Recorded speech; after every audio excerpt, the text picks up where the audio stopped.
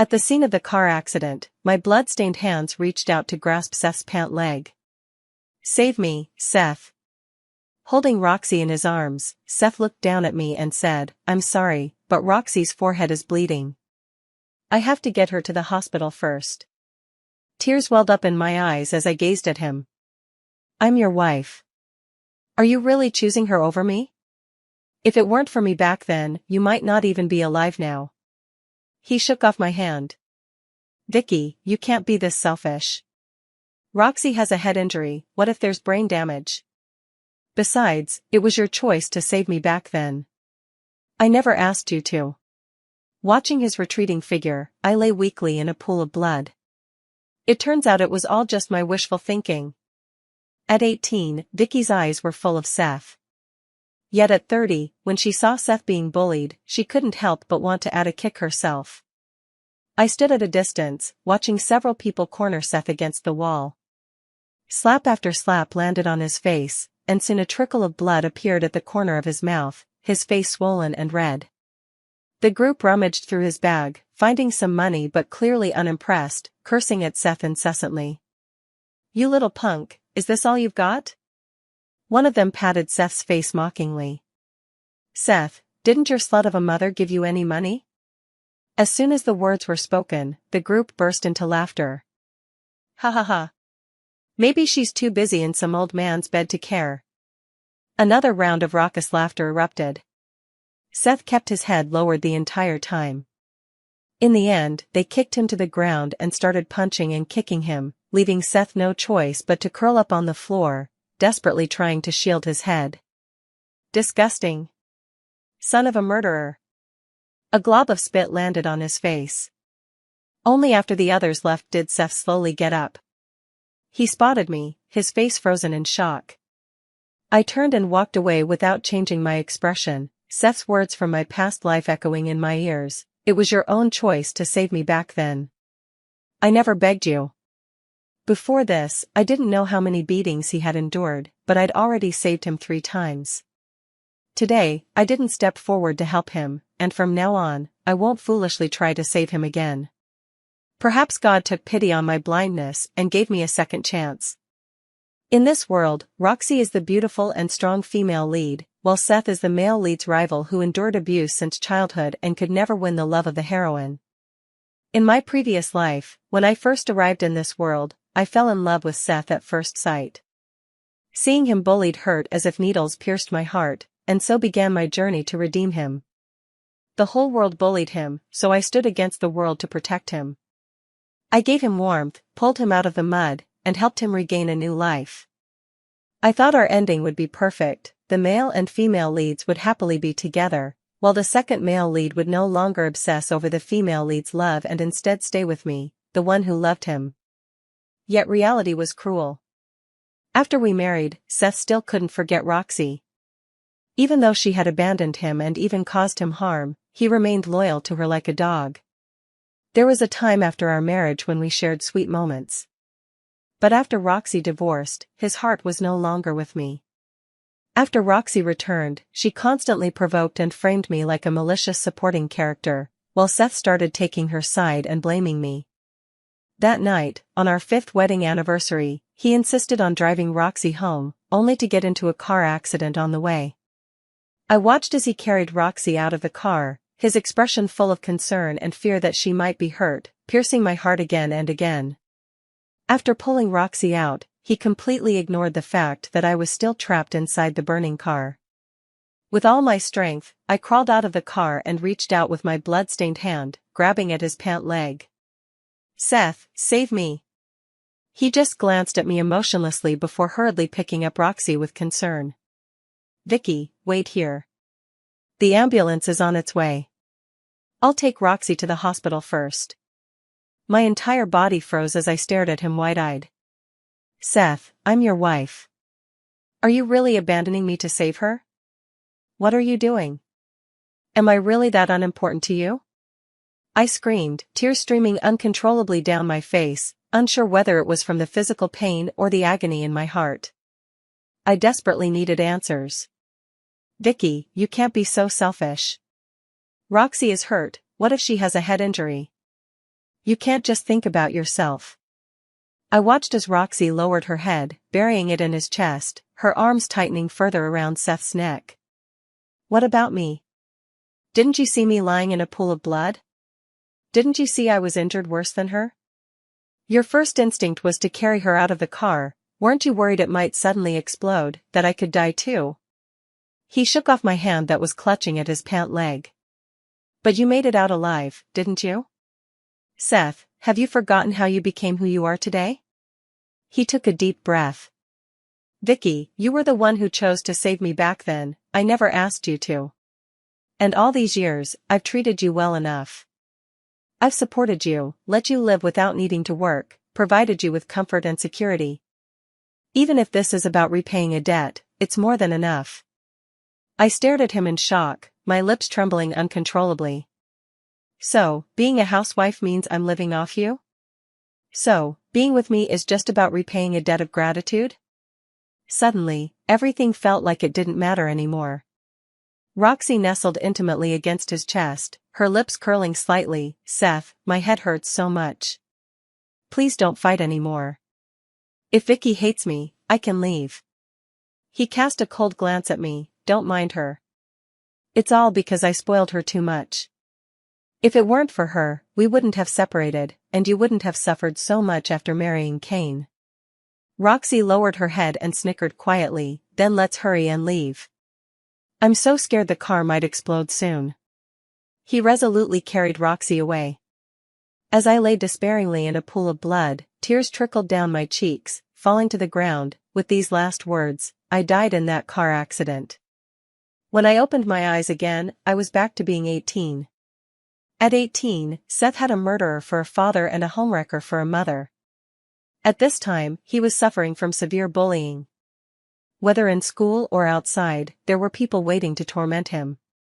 He was weak and helpless, easily crushed by even the slightest insult.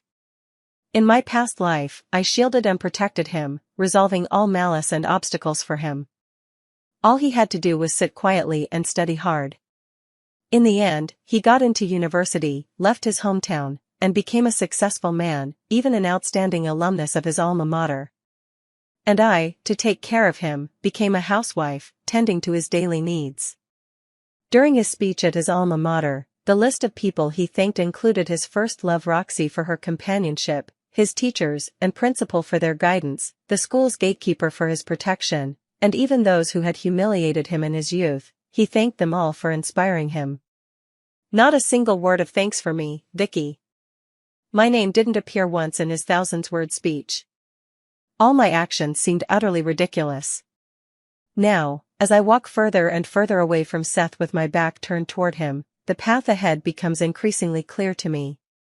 This time, it will be me who gets into university, me who starts the company, and me who lives life on my own terms. The next day, Seth was the last to enter the classroom, limping toward his seat. As he passed by me, he shot me a dark look. Vicky, you saw everything yesterday, why didn't you? He didn't finish his sentence. I raised my head and gave him a cold smile. What is it, classmate Seth? What do you need from me? My voice was loud enough that the entire class instantly turned to look in this direction.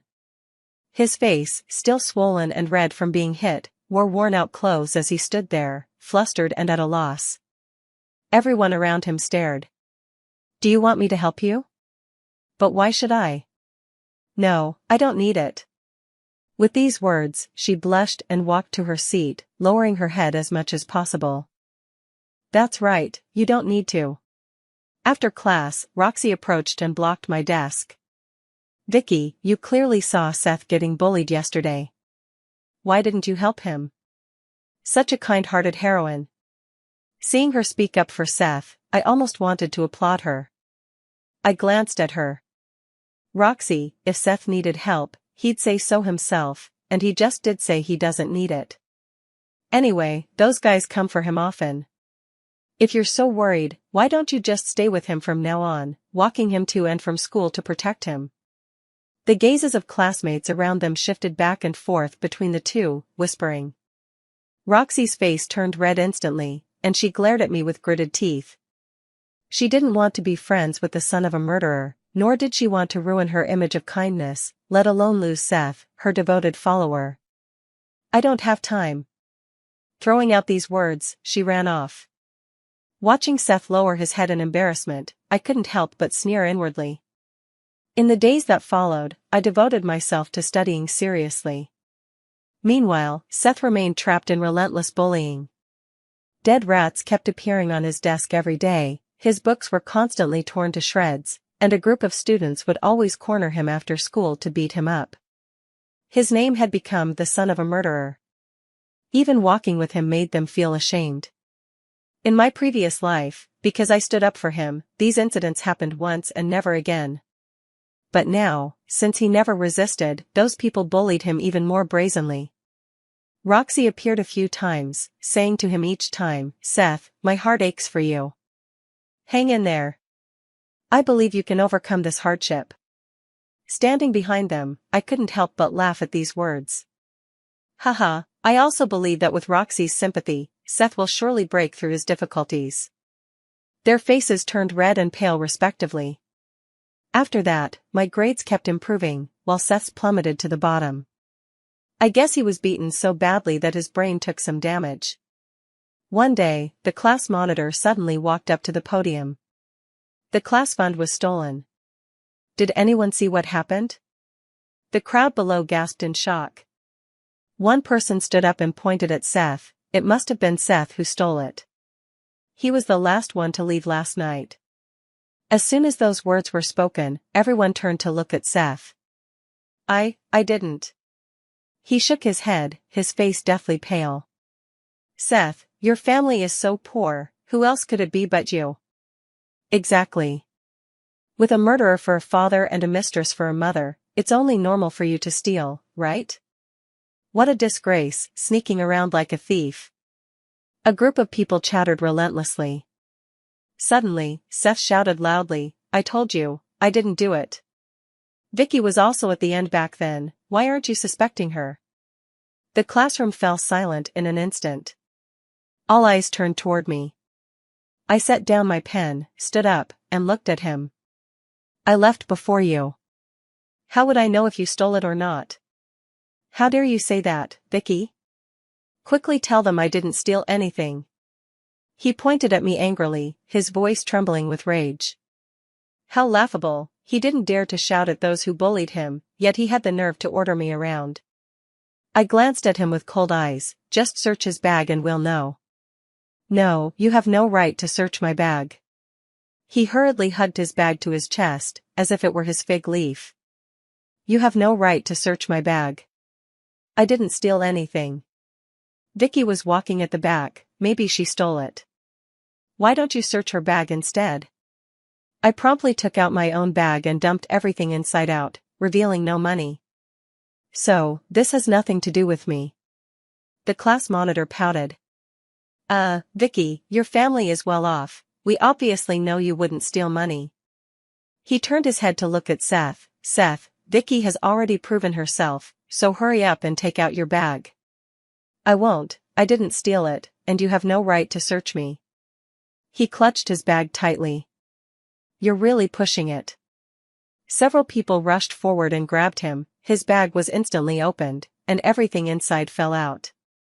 Inside were 2 plain steamed buns, half of a bitten meat bun, a few empty bottles, and that stack of money. He quickly broke free and knelt on the ground, stuffing the buns and bottles back into his bag, clutching it tightly to his chest. It really is you, you little thief. Seth knelt on the ground with lifeless legs, tears continuously flowing from his eyes. I didn't steal this, you framed me, you did. Humph, Seth, don't think everyone is as despicable as you. Exactly, he stole it himself and even tried to make us suspect Vicky. Disgusting. He must be broke and starving, that's why he stole the money. Just look at his shabby appearance. Truly disgusting. The classmates looked at Seth with disdain. Seth kept lowering his head, muttering softly, it wasn't me, it really wasn't me who stole it. I didn't do it. A noisy crowd escorted him to the teacher's office, and soon the whole grade knew about it. Teenagers couldn't think of any vicious conspiracies, framing and shifting blame were what they excelled at, and it was also the most hurtful. The money was indeed planted in Seth's bag by them. I glanced at Roxy, who was watching the drama unfold, and smirked coldly in my heart. In my previous life, this happened as well, but because I kept gathering evidence, it ended only after those students and their parents apologized to Seth. Afterward, Seth still told me to show mercy where mercy is due. Huh, what a fool. Seth's mom showed up in the office an hour later, heavily made up. In the office, his mother slapped Seth twice directly. I sent you to school, and this is how you behave. What's the difference between you and your murderer father? Seth was forced by his mother to kneel on the ground and apologize to the teacher and classmates. Seth refused, so his mother kept hitting him, punching and kicking as if he were her enemy. It was the teacher who intervened, or else he might really have been beaten to death by his mother. In the end, it only ended after Seth knelt on the ground and banged his head heavily 3 times. From then on, Seth was bullied even more severely. Haha, you didn't see his mother, thick makeup, and probably some plastic surgery too. I heard his mom even got breast implants. I bet she's extra, in bed, ha ha ha ha. Standing by the restroom, Seth clenched his fists, his eyes bloodshot. Yet, he still didn't dare to rush out and demand justice for himself. Since then, Seth became even more sinister, appearing and disappearing unpredictably. I often felt a chilling gaze during class, and when I turned around, it was Seth staring at me. One day after school, as I entered an alley, I turned and noticed Seth following me. He stepped closer and closer. I looked back at him, only to see his face full of resentment. Vicky, why didn't you help me? You knew it wasn't me who stole it, why didn't you speak up for me? What the hell? Didn't you help me before? You're so rich, what's the big deal with helping me out? Just say one word for me, and they wouldn't be so cruel. His eyes were bloodshot, and the crisscrossing scars old and new on his arms looked grotesque as he glared at me with a sinister expression. At that moment, his face twisted into something monstrous, devil-like, as the small knife in his hand scraped against the wall, producing a piercing screech. Heh. I casually dropped my backpack, leaned against the wall, and let out a cold laugh. So, are you trying to get revenge on me now? You wouldn't even retaliate against those who bullied and framed you. Even if they insulted your mother right in front of you, you wouldn't lift a finger to fight them. And now, you actually want revenge on me, someone who just refused to help you. Seth, why are you so cowardly? No, more like disgusting. I'm glad I stopped helping you. An ungrateful wretch like you doesn't deserve it. Ah. His eyes widened as he pointed the knife at me. Shut up, just shut up. You could have helped me, but you refused. You're no better than them, trash, scum. I'll slash your face and make you as rotten as me, buried in the dirt. He charged straight at me, but just as he got within arm's reach, I kicked him square in the chest. While he clutched his chest in pain, I stepped forward, grabbed his arm, slung it over my shoulder, and hooked my foot around his. Slap. Ah. Seth was thrown to the ground, writhing in pain as he curled up on the floor, howling miserably.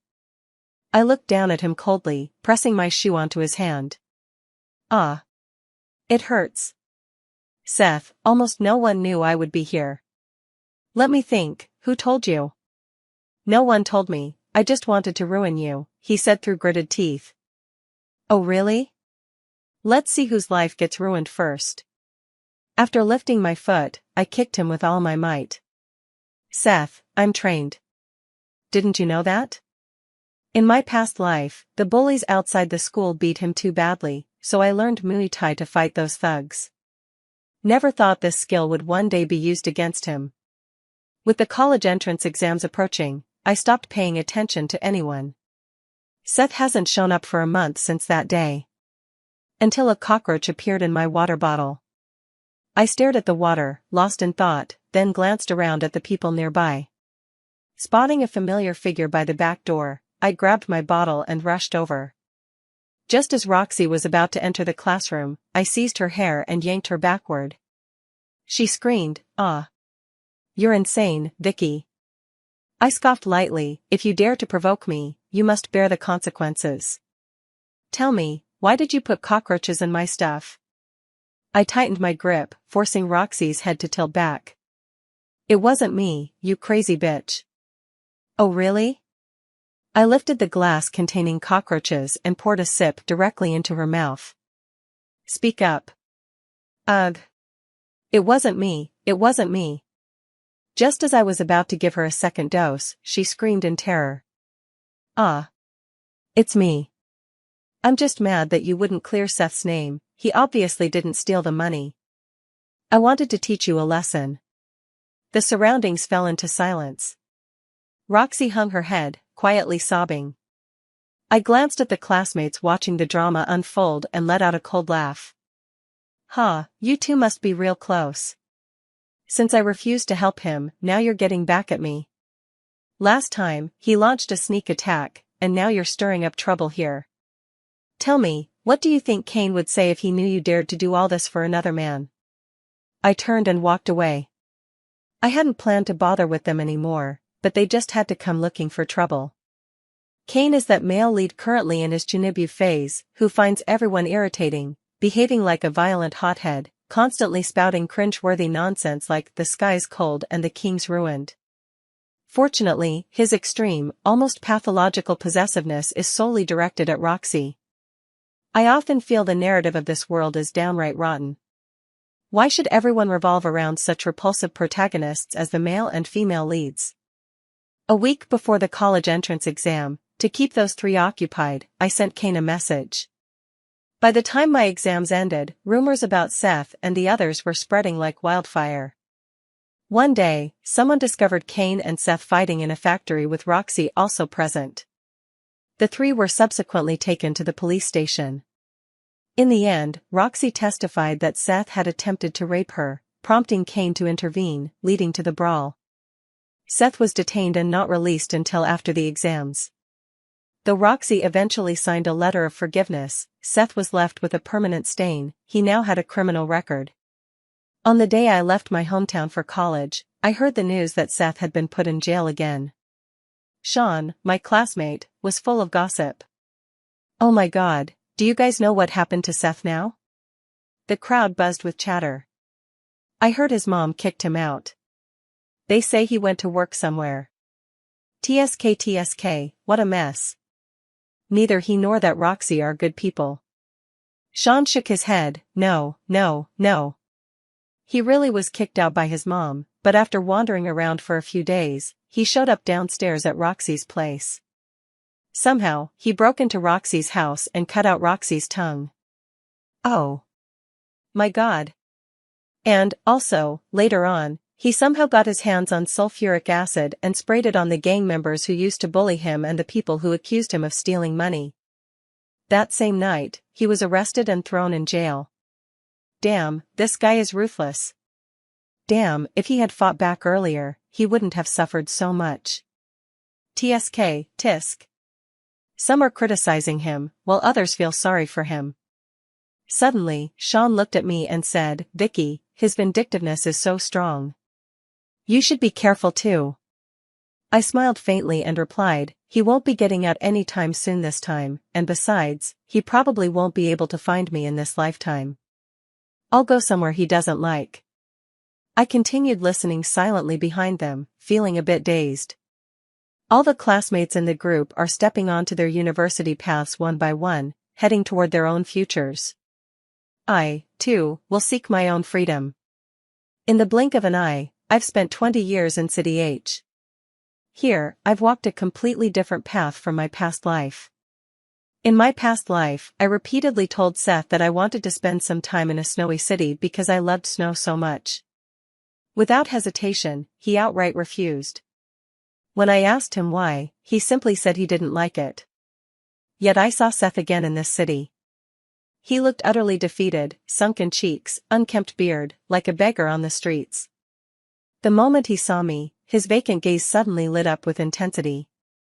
Vicky, I finally found you. All these years, I've been searching for you while working construction shifts. Looking for you in this city has been so hard, thank God I found you. I eyed him warily, instinctively taking a step back. You're out. What do you want with me? He's acting very strange, and how did he even know I was here? He lowered his head and gave a light laugh. Vicky, why has my life turned out like this?